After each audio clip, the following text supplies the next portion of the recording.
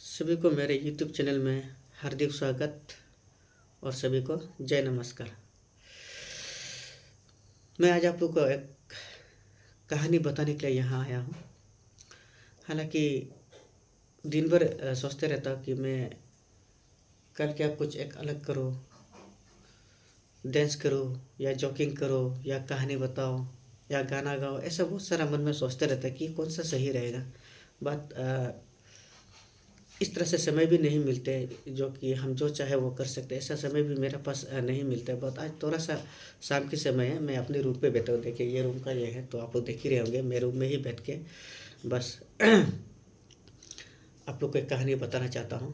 5 minute का time होंगे, आप लोग बोरिंग मत होना।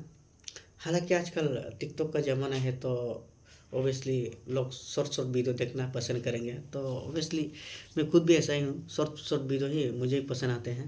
इतनी लंबा किसी का ये समय नहीं भी रहता आजकल का ज़माना है। तो लेकिन कहानी एक ऐसा चीज़ है कि जो शुरुआत से अगर अंत तक सही तरह से मैं ख़त्म नहीं करूँ तो आप लोग को भी मज़ा नहीं आएंगे। तो इसलिए आप लोग सुनने के लिए कोशिश कीजिए और कहानी को समझने के लिए कोशिश कीजिए। कहानी में उन औरतों के लिए बताना चाहूँगा जो कि खुद से भी ज़्यादा, अपनों से भी ज़्यादा भरोसा लोगों की बात पर सुनते हैं, लोगों के कहने से करते हैं। इस तरह से औरत में बहुत सारा प्रॉब्लम्स होते हैं। लोग ये भी कहते हैं कि औरत का दिल बड़ा छोटा होता है, बड़ा नाजुक होता है, कि कोई कुछ कहे तो पुछ से पुसल जाता है, सुन जाते हैं, ऐसा कर जाते हैं। बहुत लोग कहते हैं। मुझे इतना उस चीज़ का एक्सपीरियंस तो नहीं है, बट सुनने में तो ज़रूर मैं आया हूँ, ज़रूर सुना हूँ। शायद आप लोगों ने भी सुना होगा।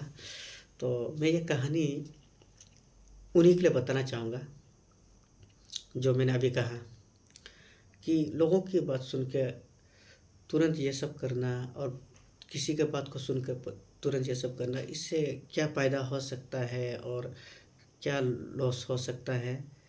तो इसी कहानी पे आपको समझ में आ जाएंगे अगर आप लोग मेरे इस कहानी पे बने रहोगे। तो मैं ज़्यादा समय नहीं लेता, मैं अभी कहानी को शुरू करता हूँ। कहानी यहाँ शुरू होता है कि एक पति थे और एक पत्नी थी। दोनों एक दूसरे से बहुत प्यार, बहुत कुछ एक दूसरे में, पर इन दोनों के कोई औलाद नहीं थे, कोई बच्चा नहीं थे। बहुत साल से भगवान से भी प्रार्थना करते थे कि हे भगवान, हमें एक औलाद दे दें, बाकी हम सब खुश हैं। हमेशा प्रार्थना करते थे। पति बाहर पे नौकरी करते थे, बीवी घर में बैठे मालकिन की तरह घर का ही काम करते थे। तो एक दिन पति अपनी ड्यूटी से छुट्टी मांग के आई, कुछ दिन अपनी बीवी के साथ टाइम बिताने के लिए। पति आया, बीवी पत्नी बहुत खुश एक दूसरे के साथ रहने लगे। और एक दिन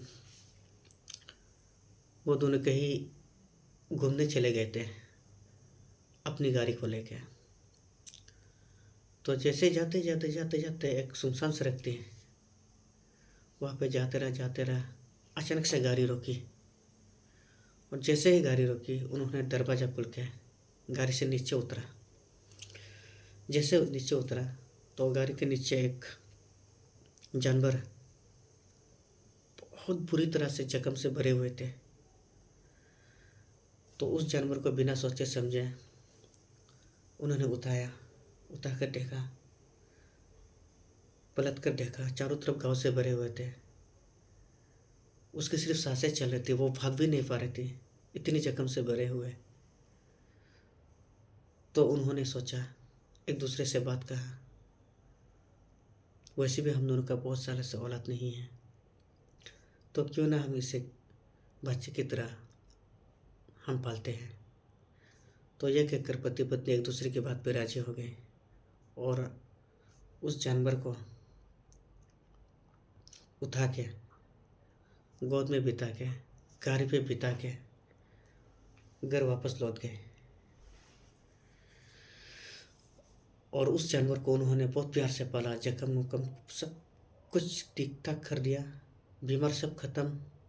अब थोड़ा सा भी घाव नहीं लगा। अब देखा जानवर एक नेवल निकला कि वह नेवल ही थे, पर उस समय जख्म से भरे होने की वजह से पहचान नहीं पा रहे थे कि वो आप नेवल इतने सुंदर हो गए थे कि इंसान की तरह उस घर में रहने लगा।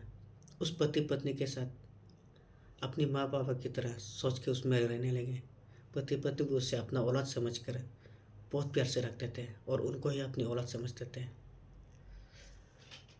एक दिन ऊपर वाला ने देखा कि उस पति पत्नी से सपना में कहा कि तुम दोनों बहुत अच्छे इंसान हो। आज तक तुम दोनों का औलाद ना होने का कारण मैं सिर्फ आप लोग से परीक्षा ले रहे थे, पर आज मैं वादा करता हूँ कि आपके पेट में जरूर औलाद बनेंगे। और कुछ महीने बाद देखा कि सचमुच बीवी प्रेग्नेंट हो गए थे, उसके पेट में बच्चा पल रहे थे। पति पत्नी इतने खुश हो रहे थे और भगवान से प्रार्थना भी करते रहा, हे भगवान, हमें तो आपने सपना में भी कह दिया और हम विश्वास भी करते हैं कि आप ही ये औलाद तो हमें दिए हैं। इस तरह से कह के भगवान भी इनकी बातों पे सहमत रही और कुछ दिन हो गए थे, बच्चा के बाहर आने का नौबत हो गई। अब बच्चा को जन्म देना चाहिए कि इस दुनिया में रहना सिखाना चाहिए, इस दुनिया को दिखाना चाहिए कि ये दुनिया होता है। इस तरह से एक समय आ गई तो उन्होंने डॉक्टर के पास चले गए। डॉक्टर के पास जाने के बाद में पति बाहर में करा, पत्नी को अंदर ले गए। कुछ देर बाद डॉक्टर वहाँ से बाहर आए और उस इंसान को देखा और उसने भी डॉक्टर को आँख से आँख मिलाकर देखे। उस इंसान में कभी कुछ हंसता हुआ चेहरा भी दिखते हैं, कभी डरा हुआ चेहरा भी दिखते हैं और कभी दुखी हुए चेहरे भी दिखते हैं। फिर उन्होंने डॉक्टर से सीधा पूछा, डॉक्टर साहब, अब कैसी है मेरे बाहर आने वाले पोता? डॉक्टर ने मुस्कुरा कर कहा, बेटा तुम बहुत खुशनसीब हो और बहुत तकदीर वाले हो। आपकी बेटे और माँ बिल्कुल सेफ है, इनको कुछ आस नहीं आया, बहुत अच्छी तरह से आपके बच्चे बाहर आए। यह कहकर डॉक्टर चले गए। अब बेचैन कुछ उस इंसान पे और जैसे पर्दा थाम के देखा, बीवी सो रहे थे, कमजोर हो रहे थे। और आगे देखा बच्चा रोता हुआ, लोग पकड़ते हुए। वो बहुत खुश हो गए थे देख के, बहुत खुश। कुछ दिन हो गए, बच्चे भी बहुत सुंदर हो गए थे और उस पति की अब ड्यूटी के समय हो गए। फिर उन्होंने बीबी से प्यार से कह के अपनी ड्यूटी की ओर लौट चले गए। उस बीच एक घर के बगल में करीबन 8 किलोमीटर की दूरी, सारा गांव उसी से ही पानी तुलते थे, पानी लिया करते थे।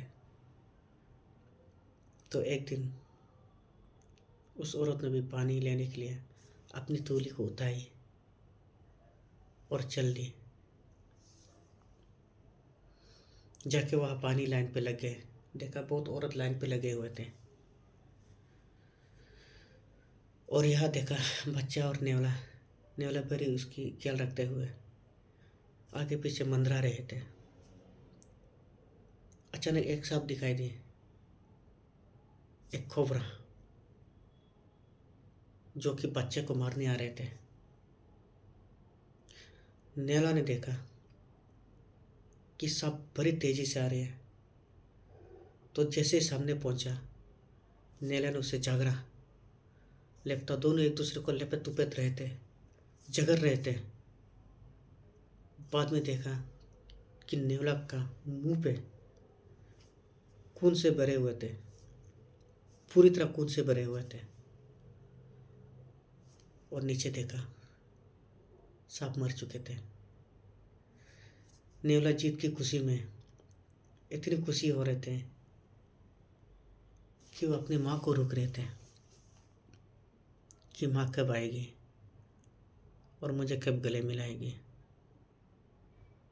वो इसलिए दुश्मन उसकी भाई को मारने आ रहे थे, उन्होंने उसे बचाया। सबने परे हुए लाश सांप की वही रखे और बहुत खुशी से धूम हिलाते हुए दरवाजा के उस पर करे रह गए और इंतजार करता रहा अपनी माँ के आने की। और वह औरत जो पानी तोलने चले गए थे, कुछ सहेलियों ने उसे कहा, अरे बहन जी, आपके तो इतनी छोटी बच्चे, आप उनके छोड़ के क्यों अकेले यहाँ पे चले आ गए? ये कहने लगा। तो उस पत्नी ने मुस्कुराते कहा, अरे नहीं बहन जी, वो अकेला नहीं है, उसकी बड़े भैया है उनके पास में। यह कहने लगा। फिर सहेलियों ने सोचा, ये क्या बात कर रहे हैं बहन जी, आपका तो एक ही बेटा है और कहाँ से भैया आ गए? वो कहने लगा, नहीं, हमारा और एक पोता है, उसे जन्म देने से पहले हमें उसे गोद लिए थे, वो हमारा बड़ा बेटा है। ये कहने लगे। फिर सहेलियों ने हंस के उसको कहने लगा, अरे पागल, बेबी को औरत हो तुम, इंसान इंसान होता है, जानवर तो जानवर होता है, पता है आपको? कहे अगर वो भूखा से अपने बेटा को न खा जाए, हो सकता है ना? तो ये सुनकर उस औरत पे दिमाग घूमने लगे। अरे सही है, हो सकता है, जानवर तो जानवर ही है। ये कहकर उन्होंने पानी का तूल के घर दौड़ते हुए चले गए। जैसे ही दौड़ते हुए चले गए, सचमुच नैना दरवाजे में बैठे हुए, मुंह से भरे हुए, खून से भरे हुए थे और देख के धूम हिला रहे थे। उस औरत ने उसे देख के इतना गुस्सा आया कि अपनी पानी का तौली उसके माथे पर मार दिए और देखा उसके थोड़े फटे हुए नेवले के माथे पे नेवला भी थर थर थर थर थर थर थर काँप रहे थे, थर थर थर थर करके काँप रहे थे। और सीधा अपने बच्चे की तरफ चले गए और जाके देखा बच्चे तो बड़े खुशी से हंसी खुशी से पले थे, पाँव हाथ पाँव उठा के हाथ मुस्कुरा के खेल रहे थे। और सबने देखा एक सांप मरे हुए थे, इतनी बड़ी सांप वहां मरे पड़े हुए थे। उन्होंने फिर नेवल की तरफ देखा। नेवल अभी कप कप के बेचारा अपनी सांसें खुद खुद के थम रहे थे। उनकी आखिरी सांसें चल रहे थे। अब नेवला मरने से पहले थोड़ी सी अपनी चेहरा मोड़ के अपनी माँ की तरफ देखी और उनकी सांसें बंद हो गई, आंख बंद हो गई और गिर के बेचारा अपनी दुनिया में चला गया। उस माँ को एक बात बताने की कोई समय नहीं मिला कि बेटा मैंने गलती किया, ऐसा नहीं करना चाहिए थी, यह कहने का मौका तो नहीं मिला। नेवला अपनी जान अपनी दम उधर ही खत्म कर गई और चले गए अपनी दुनिया। जहाँ पे पहले बसा रहता। मर गई, वो मर गई। और ये औरत उस समय एक बार भी उसे मारने से पहले अपने बेटा को देख लिया होता और उस सहेलियों की बात मानकर नहीं चला होता तो नेवल आज भी अपने बेटा बनकर इस घर में रहते हैं। कुछ दिन बाद फिर से पति आए, अपने बड़े बेटे के लिए संभालने आए, चौथी बेटे के लिए संभालने आए, बीबी के लिए संभालने आए, अपने लिए भी ले आए। बड़े हंसते पुसते घर आए थे, हाथ में भरे हुए झोला, इतनी सारा सामान उन तीनों के लिए। जैसे अंदर घुसा, बीबी को देखा, चेहरा उदास थी। उन्होंने अपने सामान तुरंत उसी पे गिरा दिया और दौड़ के अपनी बीवी को गले लगा के पूछने लगा कि क्या हुआ, तुम क्यों ऐसे दुखी हो रहे हो, मुझे बताओ तो सही। ये कहने लगा। फिर बीवी गिर कर उसके पाँव में कूद कर उसे माफ़ी मांगने लगा। मैंने अपने पहला बेटा खो दिया है, दूसरों की बात मानकर, यह कहकर अपने पति को उन्होंने क्षमा मांगने लगे। पति वही करे, आंसू गिरे, आंसू टपके और उसके माथे पर आंसू चमक गए और माफ कर दिया और कहने लगा कि कभी भी किसी की बात सुनकर कभी ऐसा ना करें। एक बार देख लिया करो, सुन लिया करो, सोच लिया करो। यह कहकर कहानी यहीं पे ख़त्म होते हैं। तो दोस्तों, कैसे लगा मेरा कहानी? तो यही था। और अगर मैं आप लोगों को अच्छा लगे तो मैं आगे और आप लोग को नई नई वीडियो कहानी के तौर से मैं लाते रहूँगा और अलग अलग एंटरटेनमेंट भी करते रहूँ। इसके बाद ये मैं अंत तक रखता हूँ। जय हिंद, जय नमस्कार।